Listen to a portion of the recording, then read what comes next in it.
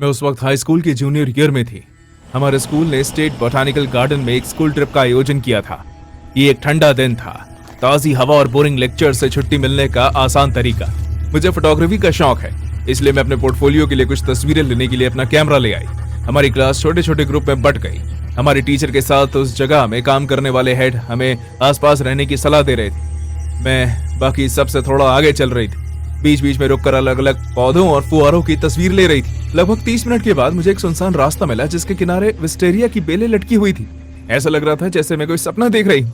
मैं अपना लेंस ठीक करने लगी थी, बेहतर एंगल पाने के लिए झुकी हुई थी। तभी मुझे अपने पीछे एक आदमी की आवाज सुनाई दी। बढ़िया कैमरा है, उसने कहा। मैं पीछे मुड़ी और वहां एक आदमी था जो कुछ फीट की दूरी पर खड़ा था। वो करीब 33-34 साल का होगा या फिर और भी बड़ी उम्र का। उसने सर पर टोपी और काले रंग की पैंट पहनी हुई थी। उसका चेहरा देखने में बहुत ही आम आदमियों जैसा था। जब मैंने उसकी छाती पर कैमरे का बैग लटका हुआ देखा तो मुझे लगा कि शायद उसे भी फोटोग्राफी पसंद है। शुक्रिया, मैंने हल्का सा मुस्कुराते हुए जवाब दिया। क्या तुम फोटोग्राफी की स्टूडेंट हो? मैंने हाँ कहते हुए सर हिलाया। हाँ, कह सकते हैं। वो मुस्कुराया। तुम्हारी नजरें बहुत ही तेज हैं। मैंने उसे एक बार फिर शुक्रिया कहा और इस उम्मीद में वापस अपने काम में लग गई कि बात खत्म हो गई है। लेकिन फिर मैंने कैमरे के क्लिक की आवाज सुनी। मुझे लगा कि वो भी बेलों की तस्वीर ले रहा होगा, लेकिन फिर 3-4 क्लिक की अचानक आवाज हुई। मेरी पीठ उसकी तरफ थी और मुझे कुछ तो गड़बड़ लग रही थी, इसलिए मैंने तेजी से पीछे मुड़कर देखा। उसने कैमरा ठीक मेरी तरफ किया हुआ था और वो मेरी तस्वीरें ले रहा था। उसने छुपने की कोशिश तक नहीं की।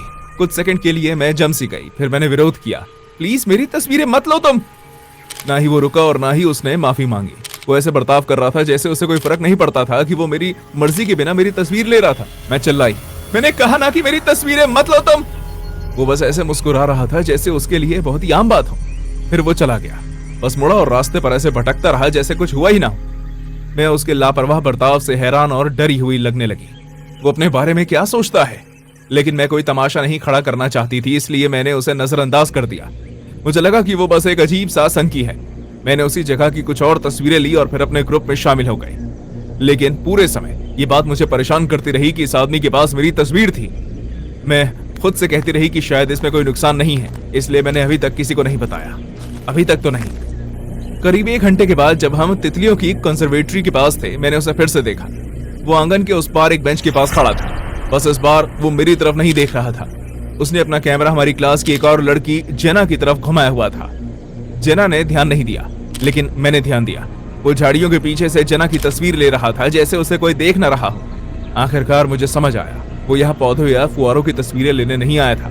वो यहाँ शिकारियों की तरह छोटी लड़कियों को कैद करने आया था। अब मैं और बर्दाश्त नहीं कर सकती थी। मैं सीधा टीचर के पास गई और उस आदमी की तरफ इशारा किया। हमारी टीचर ने फौरन सिक्योरिटी को बुलाया और उन्हें उस आदमी के बारे में बताया। मैंने देखा कि सिक्योरिटी उसे घसीट कर बाहर ले जा रही थी। वो चिल्ला रहा था और ये समझाने की कोशिश कर रहा था कि उसकी कोई गलती नहीं है। इतना घिनौना काम करने के बाद खुद को निर्दोष साबित करने की उसकी हिम्मत देखकर मैं दंग रह गई।